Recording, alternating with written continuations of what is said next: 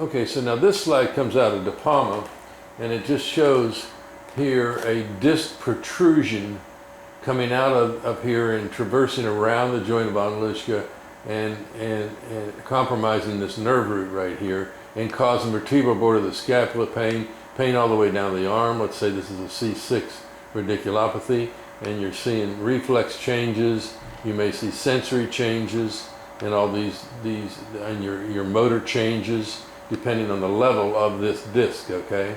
And you're going to see a significant number of this kind of problem. We don't really know many times, unless there's a MRI showing it, whether this problem is coming from a disc or coming from a joint, a von Lischka, or coming from the facet joint, but we will see these. And the interesting part about them is even when you get this particular scenario coming on to patients, only about 6% of them go on to surgery. Many times there can be an accommodation here of all this garbage so that there's a relief of the symptoms. And a lot of this has to do with inflammation and the inflammatory process and relieving the inflammatory process. A lot of these people immediately get better with non-steroidal anti-inflammatories.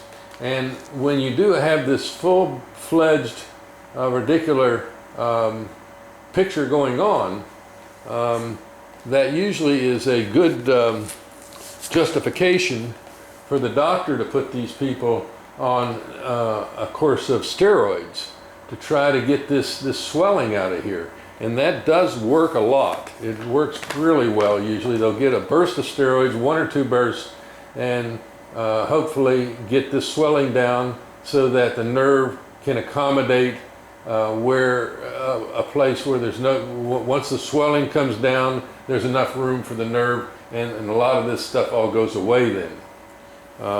And it's interesting that there is a very low incidence of the necessity for surgery, even with this particular thing going on like so.